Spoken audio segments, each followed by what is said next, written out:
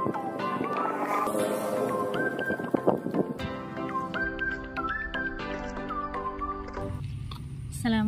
warahmatullahi wabarakatuh. Perkenalkan, saya Muhibatul Husna, mahasiswa PPK dalam jabatan kategori 1, gelombang 2, Pendidikan Kimia, Universitas Negeri Gorontalo. Pada hari ini, saya akan melaksanakan praktik pembelajaran untuk memenuhi syarat uji kinerja PPK dalam jabatan dengan materi sifat koligatif larutan, submateri, kenaikan titik didih larutan, penurunan titik beku larutan, dan tekanan osmosis di kelas 12 SMA Khozainul Ulum Pucuk Asri Kali Tengah Lamongan. Untuk lebih jelasnya, mari kita saksikan videonya. Selamat menyaksikan. Assalamualaikum warahmatullahi wabarakatuh. Waalaikumsalam warahmatullahi wabarakatuh. Selamat pagi anak-anak semuanya. Pagi. Sehat hari ini? Alhamdulillah. Sebelum pembelajaran dimulai, mari kita buka dengan doa terlebih dahulu. Silakan Mas Ilul dipimpin doa. Teman-teman, mari kita doa bersama. Berdoa dimulai. Bismillahirrahmanirrahim. Rabbi zidni ilman wa asrifni rizqi wa barik li fima razaqtani waj'alni mahbuban fi qulubi ibadi wa azizan fi uyuni. Anak-anak, hari ini semuanya hadir? Hadir. Siapa teman kalian yang tidak hadir hari ini? Mbak Jamil. Kenapa dengan Mbak Jamil? Sakit. Sakit apa? Sakit hati, bisa saja.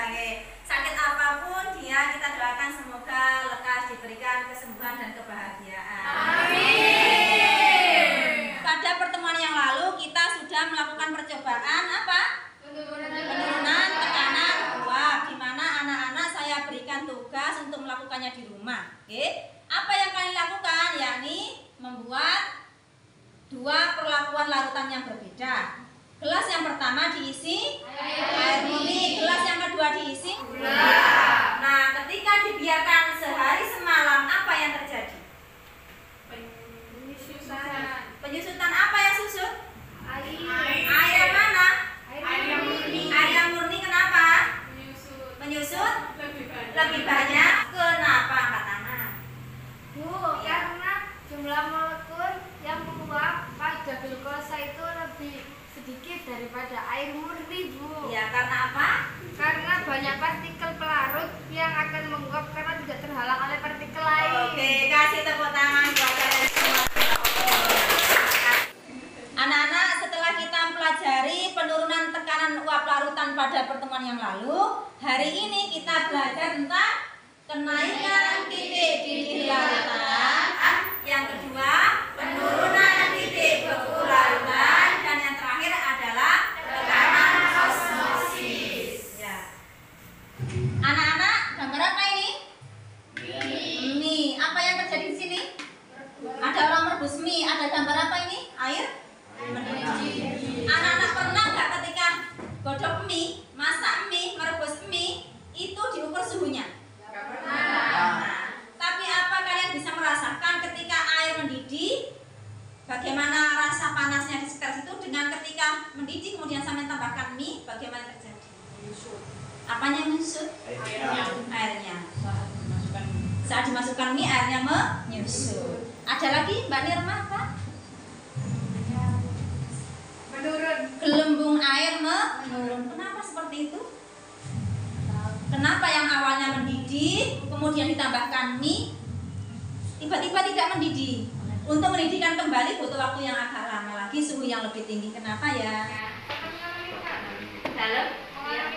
Karena mengalami tekanan, benar atau tidak? Belum meyakinkan jawabannya, maka ini nanti kita akan dapat jawabannya pada saat praktik. Ya. Yang kedua, anak-anak pernah makan es krim di mamang-mamang keliling? Iya. Kalau kita ke pasar Lembong nih beli es krim, gak lama di rumah kok cair ya. Sedangkan mamang-mamang keliling itu kok sudah berjam-jam di jalan, tapi es krimnya tidak cair-cair. Kenapa?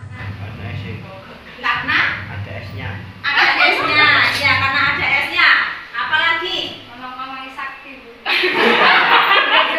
Mamang-mamang sakti, betul. Ada lagi?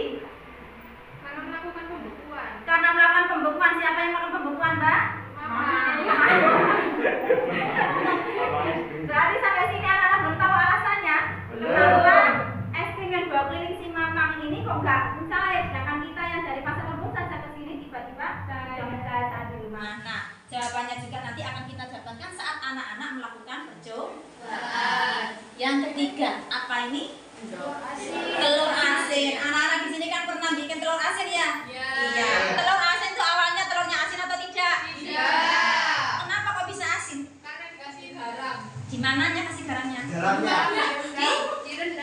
Direndam. Itu prosesnya bagaimana kok bisa masuk menyelinap tiba-tiba telur asinnya itu asin, telurnya jadi asin. Direbus. Kemudian apa? Dikubur, dipendam. Dipendam dengan apa? Dengan batu bata dan garam. Ada juga yang direndam dengan bumbu-bumbu seperti ini dan seterusnya. Tahu kenapa alasannya kok bisa asin ketika direndam seperti itu? Pola air telur yang menyerap. Pola air telur yang menyerap, karena telurnya menyerap apa, Mbak? Menyerap garam, asin dan seterusnya. Nah, untuk memperlebih jelasnya lagi tentang bagaimana telur asin ini kok jadi asin, maka kita lakukan percobaan nanti akan bisa menjawab yang kalian jadi penasaran tadi. Oke? Oke. Anak, tujuan pembelajaran kita hari ini ada 3 nih. Yang pertama adalah apa, Mbak Susi?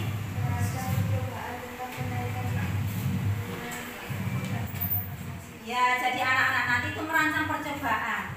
Nanti sudah ada panduan di LKPD-nya, anak-anak tinggal membaca itu kemudian ikuti prosedurnya gitu ya, jadi merancang percobaan. Tujuan yang kedua apa, Mbak Jini? Melakukan percobaan tentang kenaikan titik bumi, penurunan titik beku, dan tekanan osmosis. Dan yang ketiga adalah Mbak Pipit. Hasil percobaan tentang kenaikan titik bumi, penurunan titik beku, dan tekanan osmosis.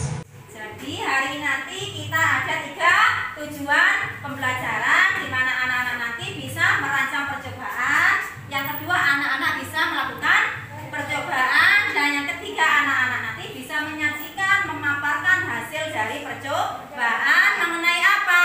Mengenai kenaikan titik bumi, penurunan titik beku, dan yang terakhir adalah tekanan osmosis. Anak-anak perhatikan berikut ini.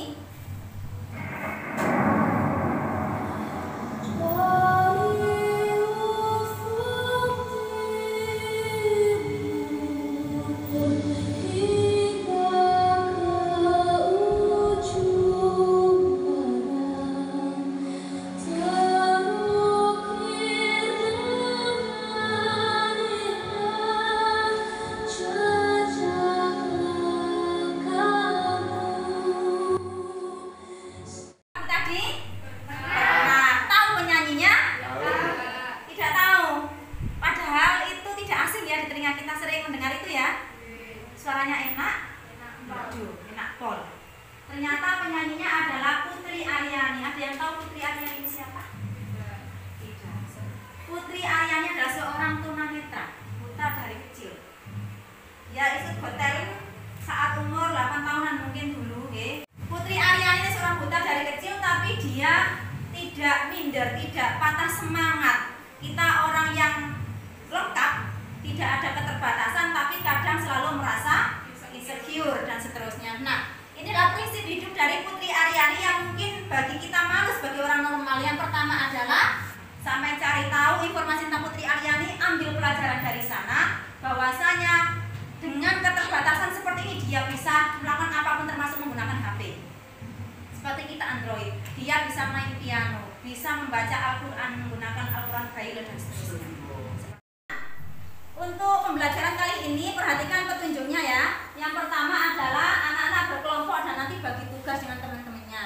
Jadi kelompoknya sudah saya bagi pada pertemuan yang lalu kan ya. Sekarang sudah duduk dengan kelompoknya masing-masing. Begitu juga dengan LKPD-nya, lembar kerja peserta didiknya juga sudah saya bagi. Nah, nanti bagi tugas ketika ada yang misalkan nih ada yang melarutkan gula, maka ada yang melarutkan garam, ada yang menyalakan korek api, ada yang menuangkan garam ke es batu dan seterusnya, harus berbagi tugas, bekerja sama. Yang kedua, anak-anak nanti melakukan percobaan dan berdiskusi dengan teman-temannya. Kalau ada yang nggak paham, anak-anak bisa tanya ke saya, gitu ya, atau tanya teman-temannya yang lain. Kemudian yang ketiga, anak-anak tak kasih LKPD yang seperti ini nanti bisa untuk membantu pencatatan. Kemudian nanti dikerjakan saya, linknya sudah saya kirim di grup ya. Nanti kelompok masing-masing mana yang titik didih berarti kalian mengerjakan LKPD online yang titik didih, mana yang titik beku berarti kalian mengerjakan yang titik beku, mana yang tekanan osmosis mengerjakan yang tekanan osmosis. Jadi satu kelompok satu saja LKPD yang dikerjakan seperti itu. Kemudian nanti setelah anak-anak melakukan percobaan selesai, anak-anak nanti akan mewakili salah satu dari kelompoknya maju ke depan untuk menyajikan hasil percobaan, presentasi di depan. Kemudian teman-teman yang satu kelompoknya membantu ketika ada yang bertanya atau tidak bisa menjawab yang di depan dibantu gitu ya. Yang lainnya juga bisa bertanya. Dan yang terakhir anak-anak nanti melakukan refleksi dan evaluasi. Ada pertanyaan? Dan tidak ada. Baik, kita lanjutkan. Anak-anak di situ kan sudah ada LKPD-nya ya. Nanti kalau ada kesulitan silakan berdiskusi dengan teman-temannya. Kemudian kalian bisa buku paket sampean ya. Buka modul pelajaran kalian yang sudah kalian simpan di kolong meja ya. Kemudian anak-anak juga bisa browsing di Google ya. Nanti kenapa seperti ini, kenapa seperti itu, silakan bekerja sama saling membantu. Kemudian anak-anak akan saya sampaikan bagaimana penilaian nanti. Dalam praktikum nanti ada 3 penilaian yang saya nilai. Yang pertama adalah sikap kalian, di mana sikap nanti meliputi tanggung jawab, peduli, kerjasama, sopan santun, percaya diri, dan disiplin. Ini akan saya nilai. Ya. Yang kedua adalah pengetahuan, penguasaan materi kalian pada materi yang kalian pelajari itu, saat diskusi maupun saat praktikum dan juga tes tulis. Yang ketiga, keterampilan kalian juga akan saya nilai, di mana bagaimana anak-anak saat merancang percobaan, bagaimana anak-anak saat melakukan percobaan, menggunakan alat-alatnya dengan benar, dan seterusnya. Dan yang terakhir adalah bagaimana nanti pasca praktikum, kondisi mejanya bersih atau tidak, kotor atau tidak, dan seterusnya. Seperti itu. Anak-anak, ini kelompok yang telah saya bagi di pertemuan yang lalu sudah duduk di bangkunya masing-masing ya? Sudah pegang LKPD ya? Sudah. Alhamdulillah. Nah, LKPD-nya nanti bisa diakses di WA masing-masing. Ini sudah ada linknya. Saya masukkan di grup kelas ya, bisa diakses nanti. Anak-anak, saatnya kita melakukan percobaan, tapi sebelum itu semua perlengkapan baik itu masker ataupun sarung tangan silakan digunakan.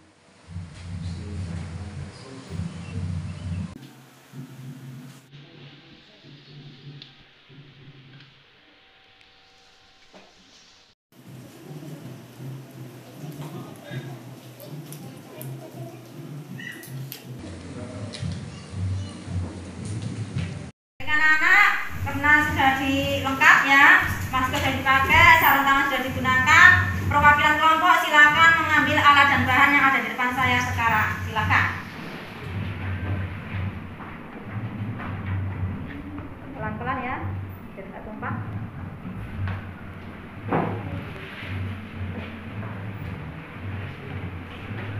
Anak-anak bisa dimulai ya. Nanti untuk tabung reaksinya dikasih tanda ya, biar tidak tertukar nanti. Silakan dimulai ya.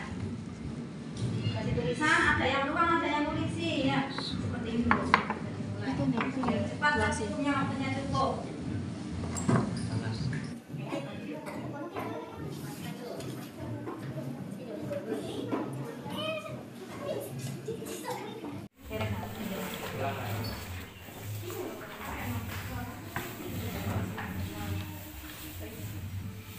Langsung dimulai ya, satunya cuka, satunya air. Silakan cukanya dimasukkan. Terusnya tadi berarti larutan ini dimasukkan masing-masing gelas ya. Silakan yang lain ya.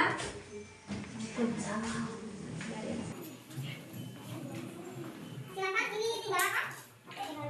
Oh, di mangkoknya. Ya. Silakan nanti kalau sudah di mangkoknya masukkan apa? Masukkan ke dalam. Nanti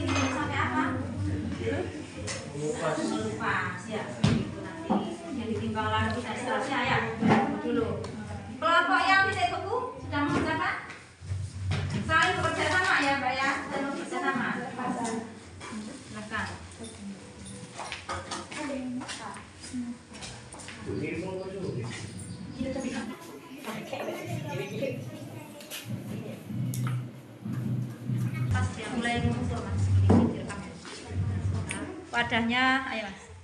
Wadahnya dinokan dulu.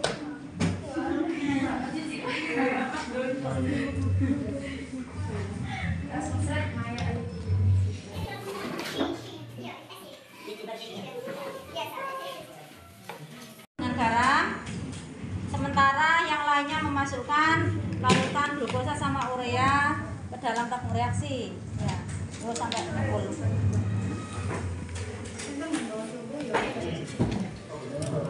Nggak usah dikasih garam, nanti bisa melelehnya.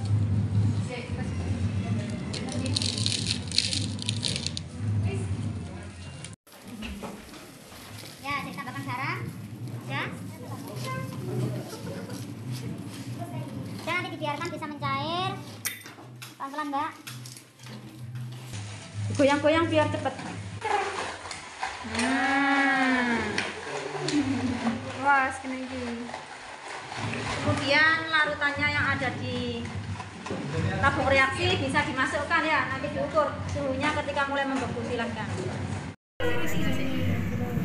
diganti Mbak. Kenapa? Karena itu nggak bisa menyesuaikan. Oh, nggak bisa menyeluruh, nggak tenggelam semuanya. Iya, nanti lama yang atas nggak bisa bereaksi. Ya, silakan menunggu lagi, jangan lupa timernya ya. Jadi nanti berapa? Seperti itu. Begitu mendidih, nanti ditambahkan apa Mbak? Garam. Ditambahkan garam. Dua percobaan kan ya? Iya. Ya. Jadi nanti dicatat. Ya. Iya. Diukur itu ditunggu. Biasa normalnya air itu akan mendidih 100 derajat. 100 derajat Celcius ya. Nah, nanti ketika sudah mendidih airnya, kemudian dituang apa? Garamnya. Kemudian nanti ketika mendidih kembali, diukur kembali ya. Ya, seperti itu. Silakan dilanjutkan praktikumnya. Saya melihat kelompok yang lain ya. Kelompok yang ini titik beku sudah sampai mana praktikumnya? Sampai menunggu dirimu lagi. Ya sudah selesai ya. Nanti pokoknya kalau sudah keluar apa? Mulai mengkristal. Jangan sudah mengkristal padat gitu ya, mulai ada kristal langsung diukur berapa suhunya seperti itu. Suhu es air murni ketika membeku berapa derajat? Air murni membeku berapa derajat? 0 derajat. Kalau menguap mendidih baru 100 derajat Celcius. Tapi kalau air membeku berarti 0 derajat Celcius. Ketika ditambahkan zat terlarut, di sini zat terlarutnya apa yang merah ini? Urea, yang satunya glukosa. Kira-kira suhunya nanti semakin naik atau semakin turun? Turun. Belum tahu ya, walaupun kita belum selesai praktiknya, tapi kan dari judul praktikum saja jawabannya apa? Itu penurunan titik beku larut. Sambil menunggu biar gak jenuh, karena menunggu itu sudah membosankan, silakan dikerjakan LKPD-nya. Apa-apa yang perlu diisi silahkan, termasuk yang LKPD di HP ya, silahkan. Kelompok paling gabut sedunia ya. Sedang apa kalian? Menunggu apa? Telurnya berapa? Ini sambil dibalik ya, biar yang bawah yang atas juga kena. Ini ada sendoknya, silahkan. Biar yang atas juga tenggelam karena kebesaran wadah ya. Diganti Mbak. Kenapa? Karena itu nggak bisa menyesuaikan. Oh, nggak bisa menyeluruh, nggak tenggelam semuanya. Iya, nanti lama yang atas nggak bisa bereaksi.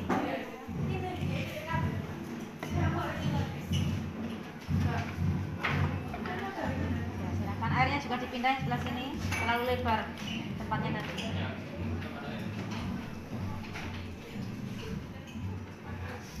Ya, silakan menunggu lagi, jangan lupa timernya ya, nanti habis berapa.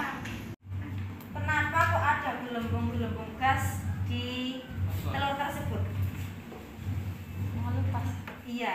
Kenapa kok terjadi pengelupasan ketika telur itu dimasukkan dalam cuka? Osmosis. Apa itu osmosis?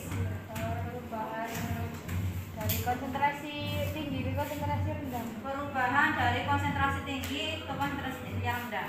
Maksudnya apa ya perubahan? Yakin perubahan? Ya, kami dicari kembali kurang tepat sedikit, nanti cari lagi informasinya. Buku papernya dibuka, boleh browsing dan seterusnya ya. Kemudian tadi ketika persiapan percobaan ada kendala apa tidak? Tidak ada. Tidak ada. Lancar bisa. Kemudian pada saat pelaksanaan ini yang terkendala hanya ada pada padanya, ya padanya. Kemudian diganti ya, diganti. Usulnya siapa tadi? Usulnya Mbak Pipit. Job ya, Mbak Pipit. Oke.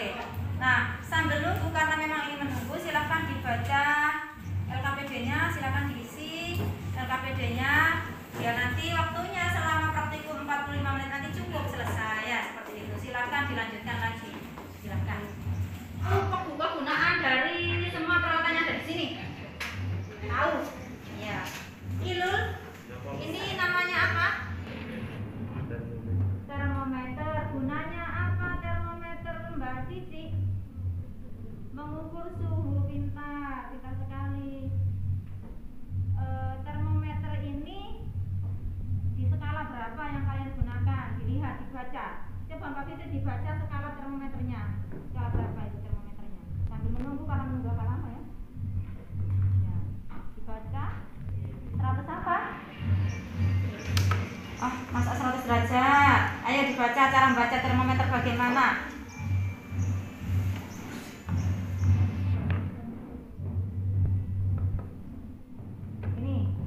Barangkali lupa dulu ya.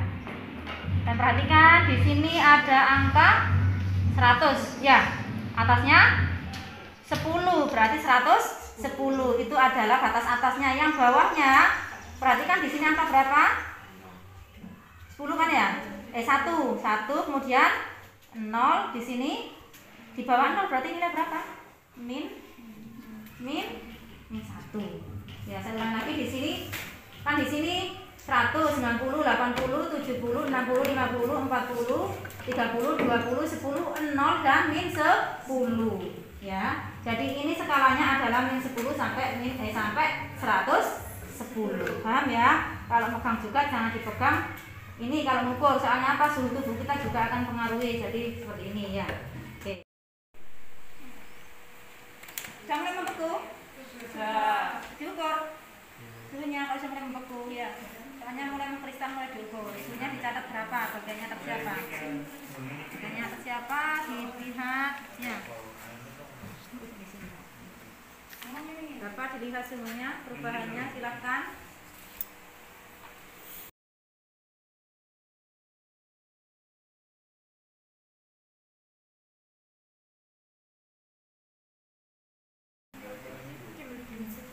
Ya, silakan. Ya, dicatat berapa Mbak suhunya? Silakan dicatat.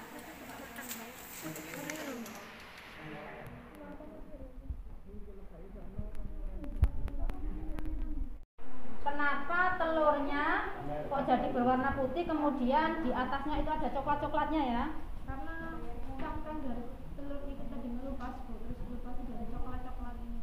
Tuh, reaksi kimianya bagaimana?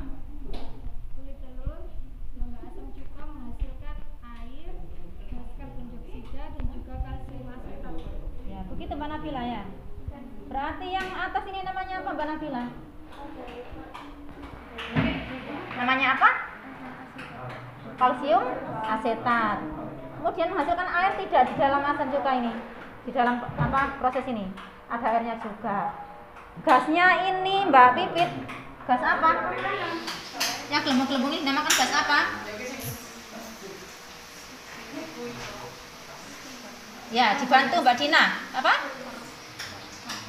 Karbon. Gas apa Mbak Dina yang ada sampai turunkan Mas ini nggak kelihatan temennya? Ini gas apa?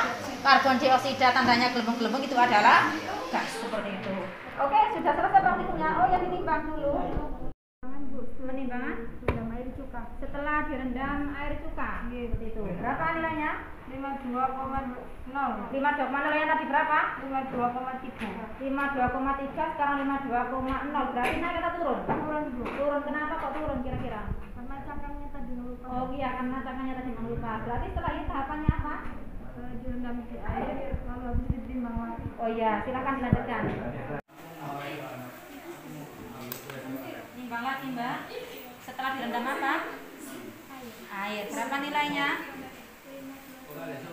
52,6 naik apa turun? Naik. Yang tadinya setelah direndam cuka berapa? 52,0 berarti naiknya adalah 0,6. Oke, silahkan nanti dipelajari kenapa kok bisa naik ya ketika direndam air ya. Silahkan dipelajari kembali. Anak-anak sudah diberikan semua ya? Sudah. Berikan peralatannya? Sudah. Siap-siap presentasi? Tugasnya tadi LKB yang sudah dikirim apa belum? Sudah. Baik anak-anak, saatnya presentasi kelompok yang pertama. Kelompok pertama siapa yang maju? Mbak Nima. Operatornya siapa? Oke, Mas Ilul, silakan kasih tepuk tangan buat kelompok pertama. Silakan.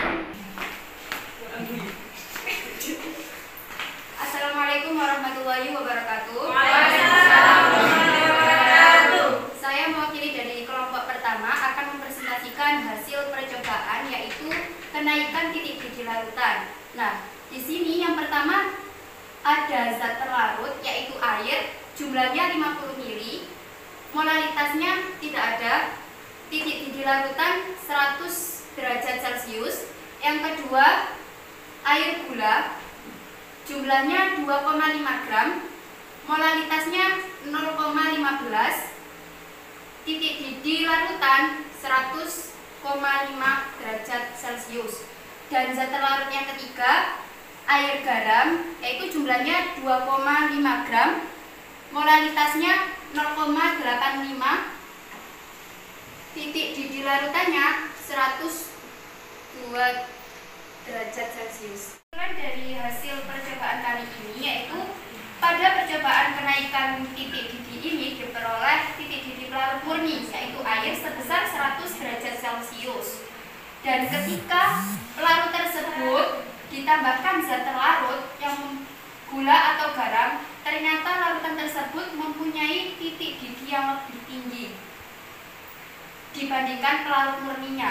Hal ini disebabkan selain harus mencapai suhu di mana pelarut murni mulai mendidih, juga sekaligus harus melampaui titik didih zat terlarut.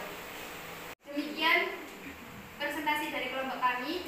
Kalau ada pertanyaan silakan. Saya mau bertanya, apabila gulanya diganti dengan kopi, apakah bisa? Turun. Kata Mas Ilul turun. Kenapa kok turun? Karena kopi menyerap air. Karena kopi menyerap air. Oke. Teman sekelompoknya bisa dibantu? Oke, dari kelompok lainnya, ketika larutan kopi, bukan pakai gula lagi, bukan pakai garam, tapi zat terlarutnya adalah kopi. Ketika dididihkan, suhunya akan terjadi kenaikan atau tetap atau turun? Terjadi kenaikan. Kenapa, Mbak? Terjadi kenaikan?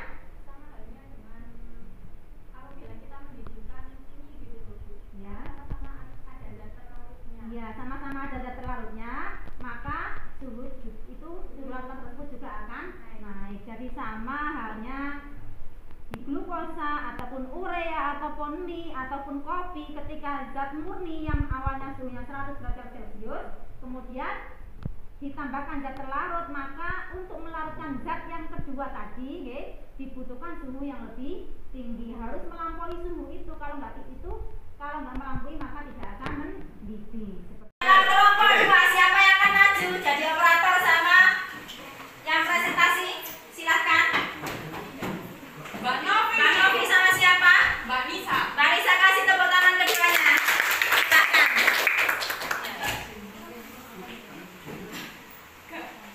Assalamualaikum warahmatullahi wabarakatuh. Waalaikumsalam warahmatullahi wabarakatuh. Di sini saya mewakili kelompok 2 untuk mempresentasikan hasil kerja kelompok kami, yakni tentang penurunan titik beku dalam larutan.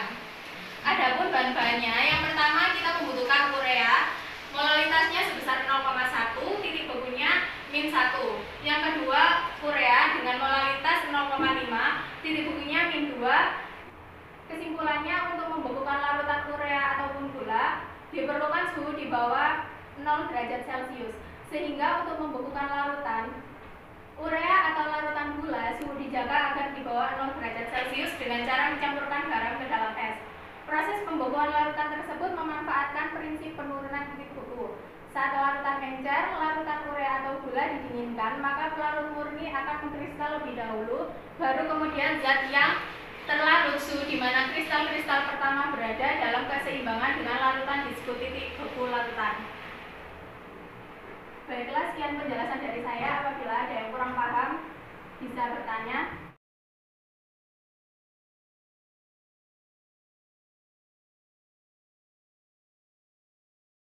Jawabannya bisa diketahui oleh rumusnya. Rumusnya yaitu delta TF sama dengan T pelarut dikurangi T larutan. Diketahui T pelarutnya yaitu 0, T larutannya yaitu -1. Maka hasilnya adalah 1. Assalamualaikum warahmatullahi wabarakatuh. Waalaikumsalam warahmatullahi wabarakatuh. Saya di sini mewakili kelompok 3 akan mempresentasikan hasil data percobaan tekanan osmosis.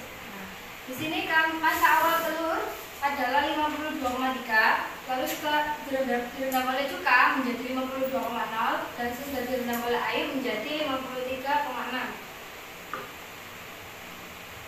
Kesimpulannya, telur yang sudah terkelupas kulit cangkangnya direndam dalam air suling selama 30 menit. Setelah 30 menit telur diangkat dan ditimbang, dan ternyata telur mengalami penambahan massa di mana dari 52,0 gram menjadi 52,6 gram.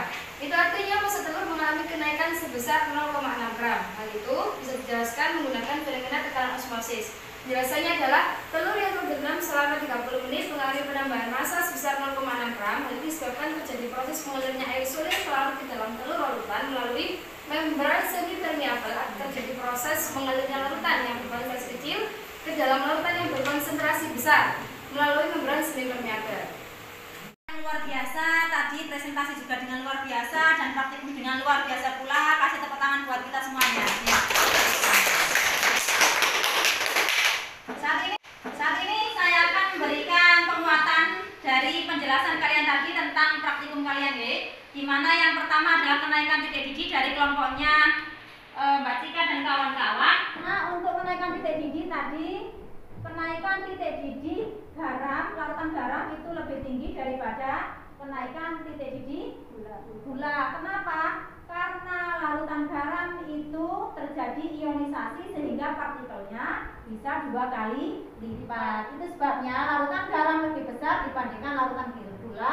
Karena larutan garam merupakan senyawa elektrolit sehingga ketika dilarutkan dalam air terjadi ionisasi dan menghasilkan partikel 2 kali lebih banyak dibandingkan larutan gula. Kedua, penurunan titik beku. Tadi yang dibuat percobaan adalah urea sama gula, di mana yang molalitasnya lebih kecil itu lebih cepat membeku daripada yang molalitasnya besar, yakni yang 0,1 urea lebih cepat daripada yang 0,5 molar urea. Begitu juga gula, yang 0,1 molar gula lebih cepat daripada 0,5 molalitas gula. Kenapa seperti itu? Karena semakin tinggi konsentrasi suatu larutan, maka untuk membekukan itu dibutuhkan suhu semakin rendah, sehingga ketika misalkan yang 0,1 suhunya turun misalkan di -0,1, maka yang molalitasnya lebih tinggi bisa jadi nanti suhunya itu turun sampai -0,5 dan seterusnya. Yang ketiga, tekanan osmosis, di mana tadi praktikum dari kelompok 3, yakni CaCO3 kalsium karbonat bereaksi dengan asam cuka akan menghasilkan air dan juga karbon dioksida dan juga kalsium asetat, di mana CaCO3 adalah cangkang dari telurnya. Selama ini kita tahu telur aja cangkangnya gitu, tapi ini ada rumus kimianya CaCO3. Kemudian yang bau tadi adalah asam cuka. Nah, ketika dimasukkan ke dalam asam cuka direndam, ternyata menghasilkan air dan juga gelembung-gelembung gas. Gelembung gasnya itu dinamakan karbon dioksida. Kemudian yang coklat-coklat di atas adalah kalsium asetat. Nah, kita kembali ke permasalahan yang pertama tadi yang belum kita jawab, kenapa kalau kita merebus mie kok suhunya seakan-akan itu ketika merebus mie panas, ketika air mendidih agak panas kan? Ketika ditambahkan mie mendidih lagi kok kayaknya tambah panas, bener nggak? Walaupun kita nggak ngukur. Iya. Kira-kira penyebabnya apa ya? Oh ya, Mbak Nirma, karena mie itu mempunyai titik didih yang lebih tinggi dibandingkan pelarut murninya. ya, karena larutan mie ini adalah mempunyai titik didih yang lebih tinggi dibandingkan pelarut murni. Kenapa es krimnya si mamang-mamang ini ya, mamang es krim sudah berkeliling kemana-mana berjam-jam, kok es krimnya masih tetap membeku, sedangkan kita yang baru beli saja dari pasar Lembung, es krimnya udah mencair. Kenapa ya kira-kira? Karena es krimnya itu ditaruh di dalam tempat. Nah, tempatnya itu diisi oleh es batu dengan garam. Es batu dengan garam, fungsinya apa es batu campur garam tadi? Garam itu fungsinya untuk merendahkan suhu dari es krim itu tadi agar es krimnya itu bisa membeku. Ya, kalau misalkan hanya es saja tanpa ditambahkan garam, apakah es krimnya bisa membeku? Tidak bisa. Tidak bisa, karena es krim itu butuh suhu di bawah 0 derajat Celcius. Oke, berarti terjadi apa? Penurunan titik beku larutan. Oke, terima kasih. Sekarang yang ketiga, kesimpulannya adalah kenapa telur asin direndam dalam air asin, air garam ataupun ditaruh dipendam di batu bata yang campur garam, campur air, ada airnya juga kan ya? Bisa menghasilkan telur yang asin. Kenapa? Karena terjadinya proses osmosis, Bu. Terjadi proses osmosis. Bagaimana prosesnya? Yaitu proses perpindahan molekul zat dari konsentrasi rendah ke konsentrasi tinggi. Iya, jadi terjadi perpindahan konsentrasi zat dari konsentrasi rendah yakni air garam, larutan garam, ke konsentrasi yang tinggi yakni di dalam telur. Lewat apa? Lewat membran semi permeabel. Anak-anak, pembelajaran kali ini kerjasama yang kompak, yang baik, anak-anak semuanya cerdas semuanya, bisa menyelesaikan masalah. Tepuk tangan buat kita semuanya. Anak-anak, nanti saya kirim tugas kuisis ya. Jadi terkait dengan sifat poligatif lautan saya kirim lewat WA ya. Kemudian nanti dikerjakan di rumah. Ya. Dan di pertemuan berikutnya langsung dikirim seperti hanya tadi, dikirim nanti otomatis ketika sampai memainkan itu akan terkirim ke saya jawabannya gitu ya. Kemudian untuk pertemuan berikutnya silahkan anak-anak persiapkan diri mengikuti ulangan harian sifat koligatif larutan, berarti ada 4, yakni apa? Penurunan tekanan uap, kenaikan titik didih, penurunan titik beku, dan juga tekanan osmosis. Ada yang baik di rumah, semangat semuanya, gapai cita-citanya. Ngoten nggih? Itu saja. Pembelajaran kali ini senang, menyenangkan, tapi juga melelahkan. Tetapi mendapat pengalaman yang begitu berharga nggih. Terima kasih banyak. Mohon maaf kalau selama pembelajaran banyak kesalahan. Semoga ilmunya